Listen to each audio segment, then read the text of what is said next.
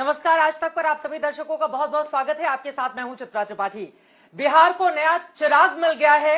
NDA जिसको लेकर बेहद उत्साहित है और चिराग पासवान हाजीपुर से टिकट पाने के बाद अपनी पार्टी से हमारे साथ लाइव मौजूद हैं। चिराग पासवान जी, बहुत स्वागत है आपका आज तक पर। Thank you Chitra ji. तो चाचा और भतीजा आमने सामने होंगे हाजीपुर में। मुझे नहीं पता, ये फैसला उन्हीं को ही लेना है कि वो सामने से आते हैं। मुझे बस इतना पता है, और क्योंकि अभी थोड़ी देर पहले हम लोग की पार्लियामेंट्री बोर्ड की बैठक भी हुई है, तो उसमें भी औपचारिक मोहर पार्टी की तरफ से भी लग गई है कि हाजीपुर से मैं ही चुनाव लड़ूंगा। तो मुझे बस इतना पता है कि एनडीए का प्रत्याशी मैं होऊंगा हाजीपुर से। चाचा सामने रहेंगे तो मुकाबला कितना कड़ा और बड़ा रहेगा? मैं चित्रा जी नहीं घबराता किसी चुनौतियों से, और पिछले 2.5-3 साल मैंने चुनौतियों का सामना करते हुए ही मैं यहाँ तक आया हूँ। अगर मैं उनसे डरता घबराता तो शायद मैं यहाँ तक आता ही नहीं। तो एक और चुनौती के तौर पर एकदम स्वागत करूंगा। मैंने कहा बिहार को नया चिराग मिल गया है, वो इसीलिए क्योंकि पिछले 3 सालों में हमने एक नए चिराग पासवान को देखा है बिहार के भीतर, जिसने खूब संघर्ष किया और आखिरकार आपकी जीत हुई। तो नरेंद्र मोदी का हनुमान बनने की वजह से ये जीत हासिल हुई है। पारस जी की चमक आपने फीकी कर दी। मेरा रिश्ता मेरे प्रधानमंत्री से, मुझे लगता है शायद मैं कभी जिंदगी भर मैं उसको कभी शब्दों में या भावनाओं में मैं उसको व्यक्त ही नहीं कर पाऊंगा। और मुझे नहीं लगता कि शायद प्रधानमंत्री जी भी कभी इससे ज्यादा एक्सप्रेस कर पाएंगे। मैंने मेरे प्रधानमंत्री को जिस आत्मीयता से उन्होंने मुझे उस दिन गले लगाया, एनडीए के जब 25 साल की वो बैठक थी, ये रिश्ता मेरा रहा है मेरे प्रधानमंत्री से। और इसीलिए ये हनुमान वाला भी जब पूरा वो आया, मैंने भी उसको डंके की चोट पे बोला, क्योंकि वो प्यार, वो इज्जत, वो सम्मान हमेशा मेरा मेरे प्रधानमंत्री जी के लिए रहा है। मैं इस गठबंधन में 2014 में भी जब हम लोग आए, उसका एकमात्र सबसे बड़ा कारण मेरे प्रधानमंत्री जी ही थे। तो वो रिश्ता रहा है, और उन्होंने भी हमेशा वो प्यार, वो सम्मान व्यक्तिगत तौर पर हमेशा दिया। क्योंकि बीच में एक समय ऐसा भी था कि जब लोग इसी हनुमान शब्द को ताने के तौर पर भी इस्तेमाल करते थे। क्या हुआ, बड़ा हनुमान बना फिरता था, क्या कर लिया, ये भी मुझे कई बार कहा गया। बट उस वक्त भी प्रधानमंत्री जी ने मुझे हमेशा व्यक्तिगत तौर पर वो सहारा दिया, वो संरक्षण दिया, और आज गठबंधन में वो सम्मान दिया। लेकिन आपने 2 बातों का जिक्र किया, बीच में ताना भी मिला इस वजह से, जब बंगला आपका खाली कराया गया और जब पशुपति पारस को कैबिनेट मंत्री बना दिया गया, उस समय ताने मिलते थे। तो आपने शिकायत भी की थी प्रधानमंत्री से, हनुमान मैं था और यहाँ पर आप किसी और को लिए जा रहे हैं। नहीं, उनसे शिकायत करने की मुझे कभी जरूरत ही नहीं पड़ी, क्योंकि उन्होंने हमेशा मेरी भावनाओं को समझा। मेरा उनसे सबसे करीबी रिश्ता मेरे जीवन के सबसे दुखद या सबसे व्यक्तिगत तौर पर कठिन समय में ये रिश्ता बना, जब पापा हॉस्पिटल में थे।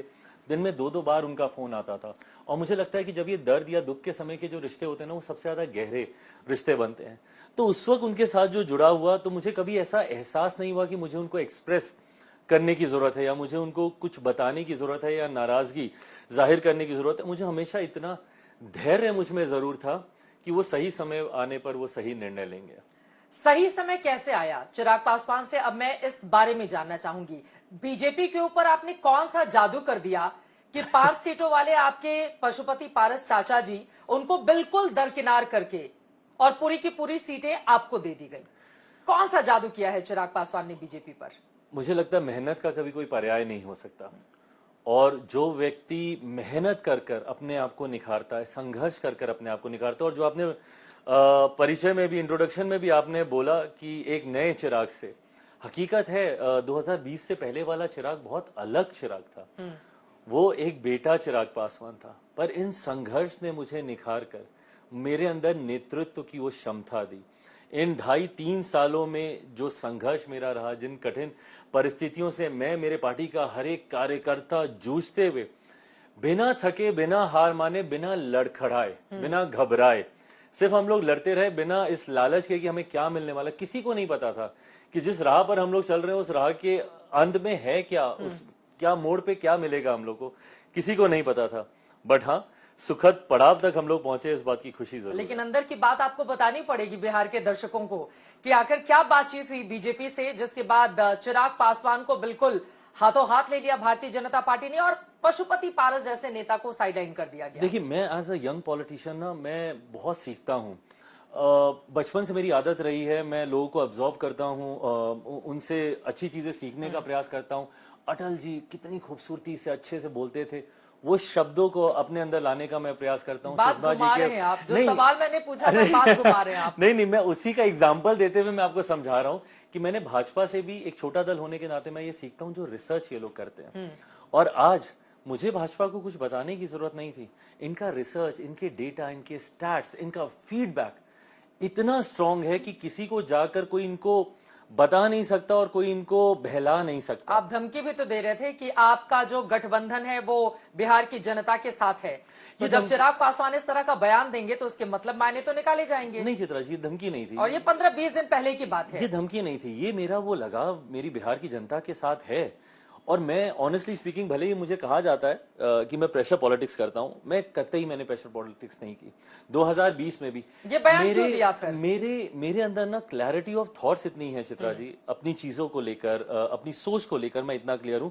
2020 में मुझे पता था कि मुझे अकेले चुनाव लड़ना है। कोई गठबंधन, लोग बोलते हैं इसको ऑफर मिल रहा है, मैं ईमानदारी से बोलूं कोई मुझे ऑफर देता ही नहीं है, डर के मारे, क्योंकि उनको पता है कि पीएम को छोड़ के कहीं नहीं जाने वाला, ये उनके साथ रहेगा। बीच में माहौल तो पूरा बना दिया था आपने कि महागठबंधन से बड़े ऑफर मिले जा रहे हैं चिराग पासवान को, एनडीए वाले डर रहे हैं, इस तरह का माहौल बनाया था आपके नेताओं ने मिलकर। मैंने चित्रा जी कतई कोई माहौल नहीं बनाया था। अगर आप देखेंगी, मैं खामोश हो गया था। मैंने 12-15 दिन मैं मीडिया के सामने मैं आया ही नहीं था। आप आर्काइव्स निकाल के देख लें, 12-15 दिन मैं मीडिया के सामने था ही नहीं, मैंने कोई एक बयान नहीं दिया।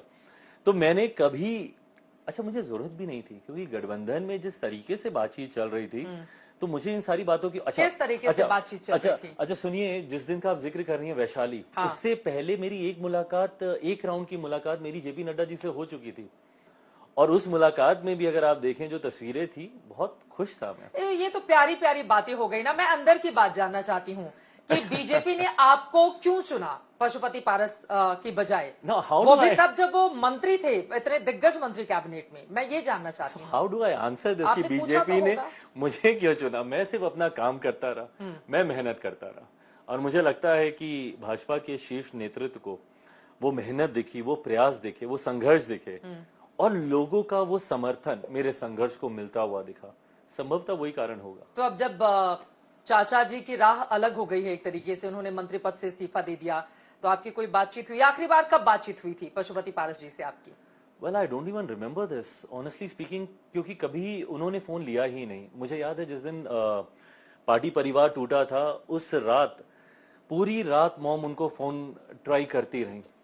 एक बार शायद वो फोन पर आए, मॉम बेहतर बता पाएंगे, एक बार शायद वो फोन पर आए, और मॉम सिर्फ उनसे रिक्वेस्ट करती रही कि आप एक बार आ जाइए घर, एक बार आ जाइए, सारी चीजें हम लोग मिलकर ठीक कर लेंगे, बस पार्टी परिवार मत तोड़िए, एक बार आप घर आ जाइए। पर वो दिन और आज का दिन है, ना वो कभी आए, ना कभी उन्होंने फोन किया। मगर उनको जो जो चाहिए होता क्या वो दे देते चिराग पासवान? मैं चित्रा जी, मैं उस वक्त की भी बात बता रहा हूँ। शायद आपको वो पता नहीं याद होगा कि नहीं, मैं टाइफॉइड में था, मेरे हाथ में कैंडुला बना हुआ था, मैं खुद कार ड्राइव करके मैं उनके घर पर गया था, और लगभग 1.5 घंटा मैं खड़ा रहा था। किसी ने दरवाजा नहीं खोला। उस वक्त मैं अपना सर्वोच्च निछावर करने ही गया था, आप ये मान लीजिए। मैं सिर्फ मॉम को घर पे बोल के गया था कि उनको पार्टी का अध्यक्ष बनना है, मैं उनको पार्टी का अध्यक्ष देने जा रहा हूँ, उनको मंत्री बनना है, मैं उनको देने जा रहा हूँ, मैं उनको सब देने जा रहा हूँ जो उनको चाहिए। बस इस परिवार को ना तोड़ें, इस पार्टी को ना तोड़ें।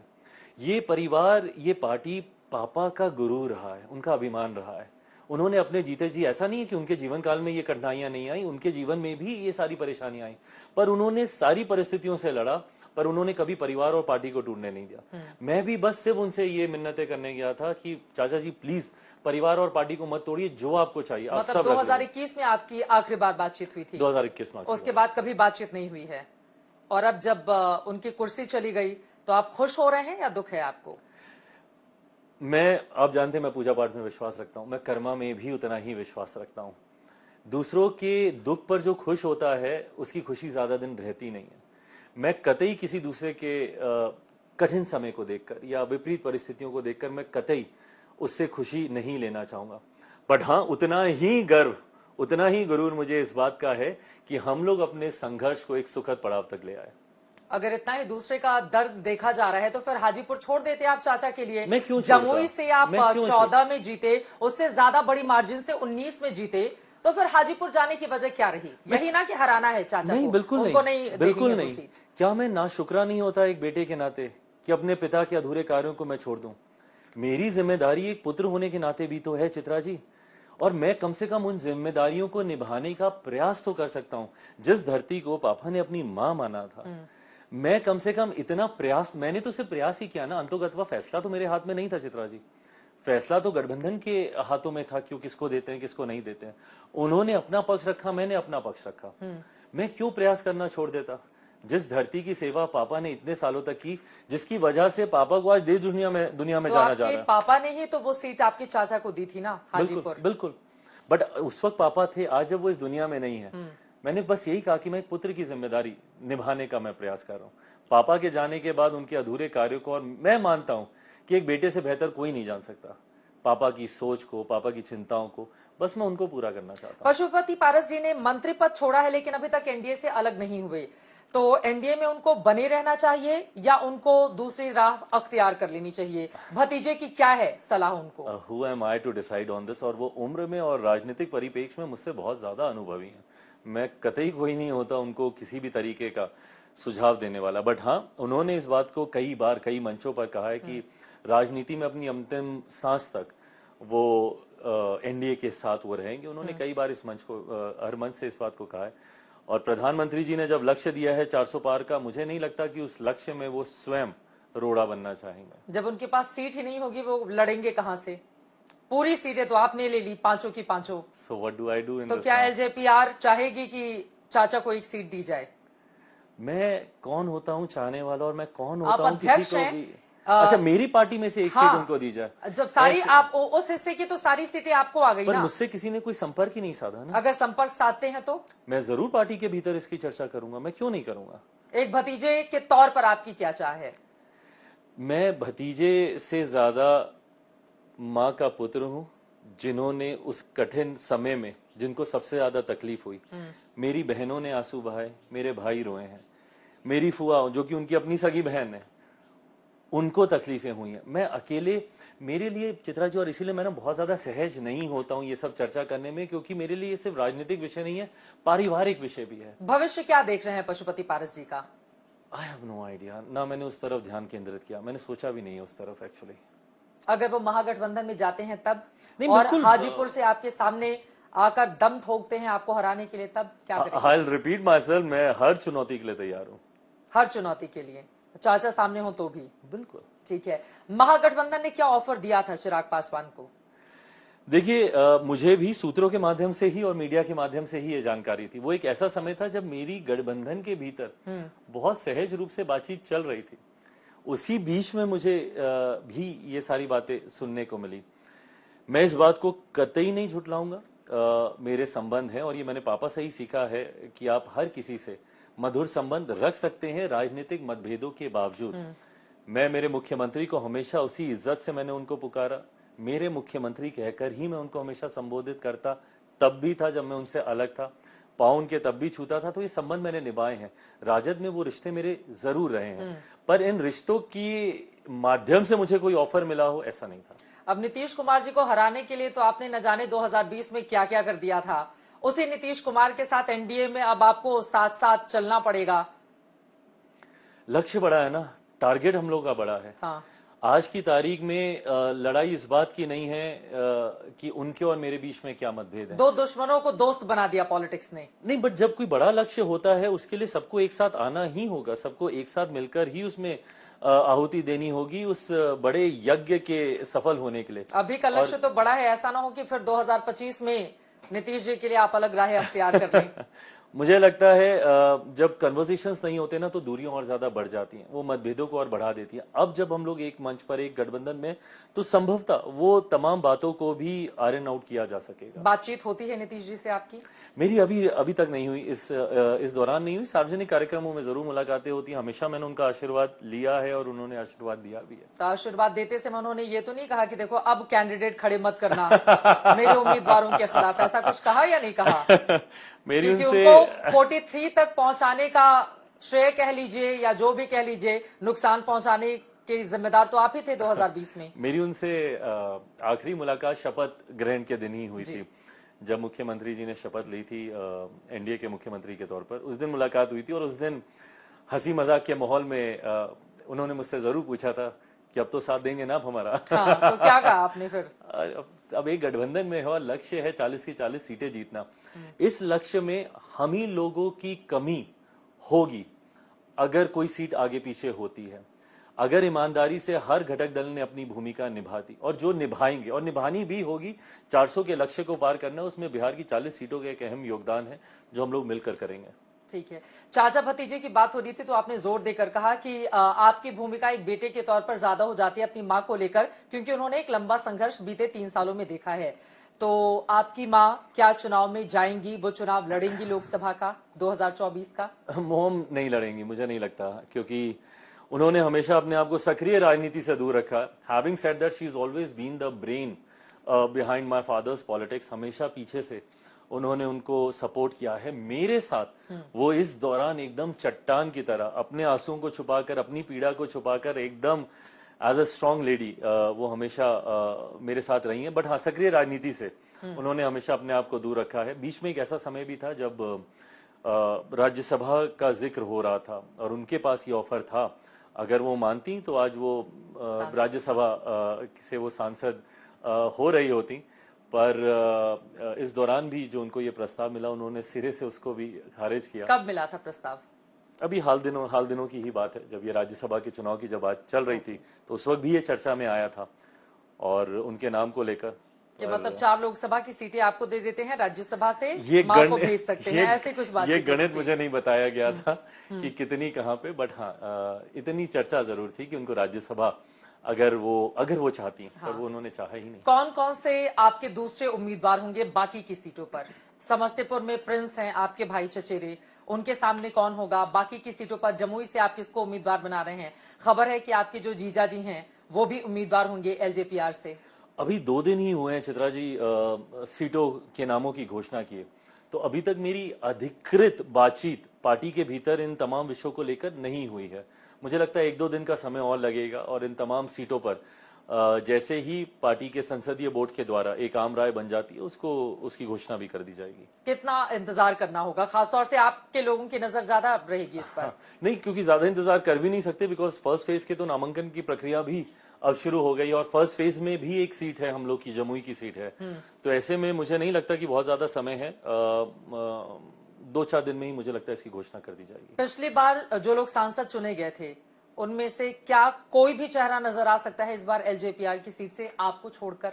मैं अधिकृत नहीं हूं इस पे कुछ भी बोलने के लिए, क्योंकि जब तक पार्टी के संसदीय बोर्ड के द्वारा कोई राय इन बातों को लेकर नहीं बनती। हाँ, इतना जरूर है कि जो सांसद मुझे उस वक्त छोड़ कर गए थे चाचा जी के साथ, उनमें से 2 सांसद वापस हमारे साथ हैं, जिसमें वैशाली से वीना देवी जी हैं और खगड़िया से महबूब अली कैसर साहब हैं।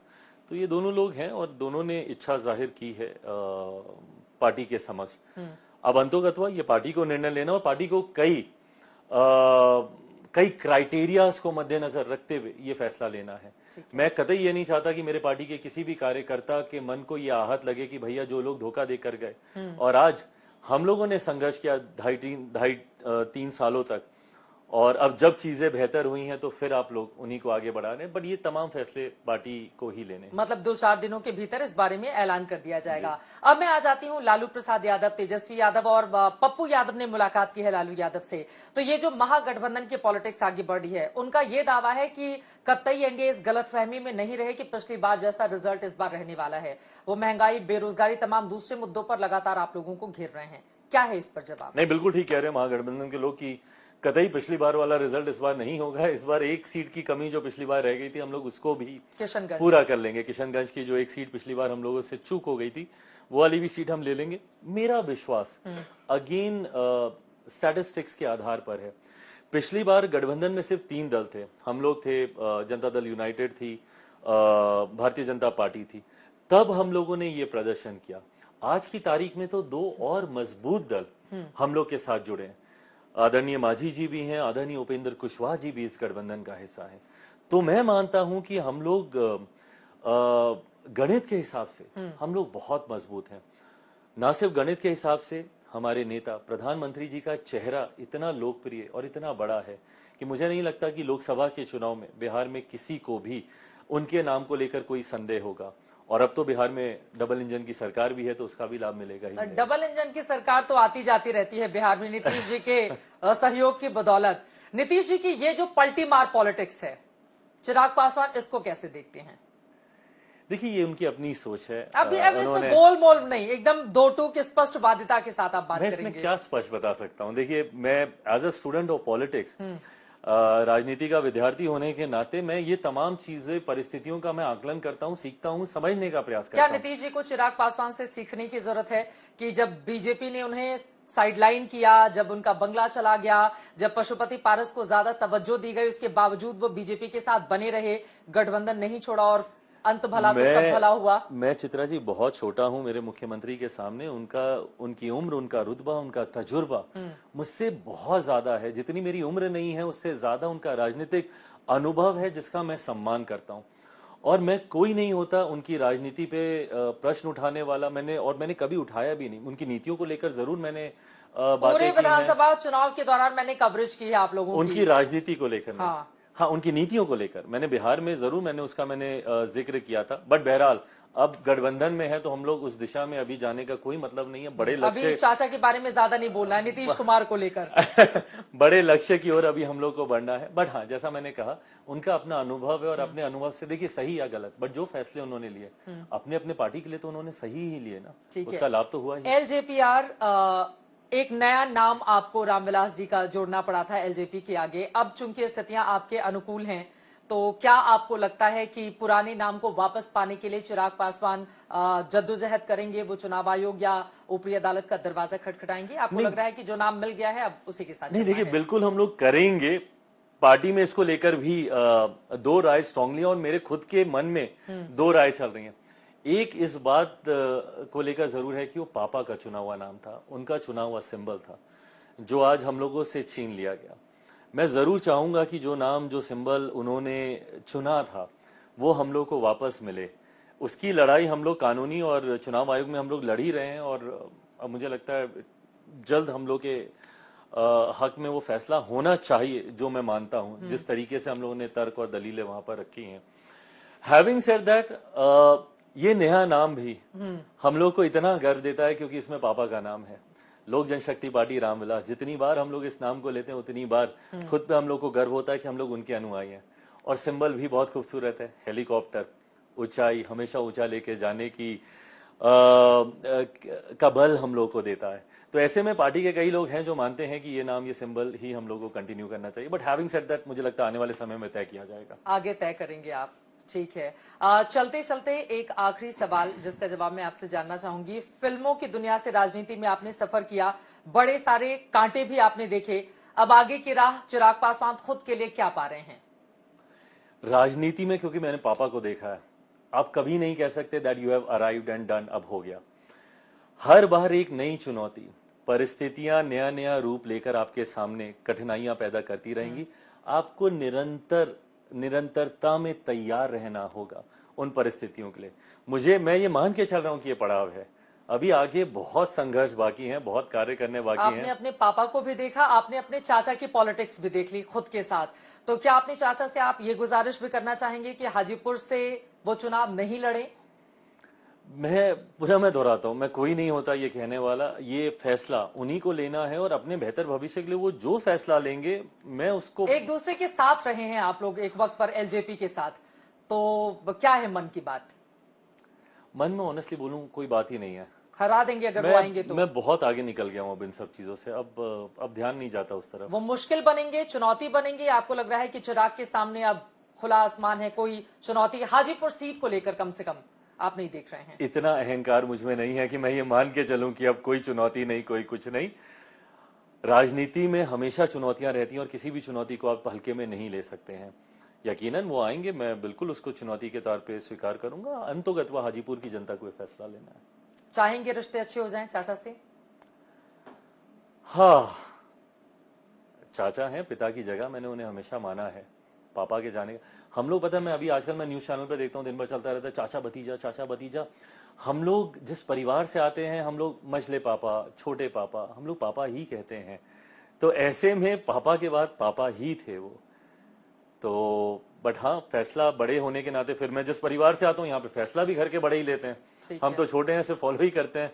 तब भी फैसला उन्होंने लिया था, आज भी वही लेंगे। चलिए, बहुत शुक्रिया। अब आगे का फैसला आपका क्या रहता है? चिराग पासवान जी, इस पर आज तक की नजर लगातार बनी रहेगी।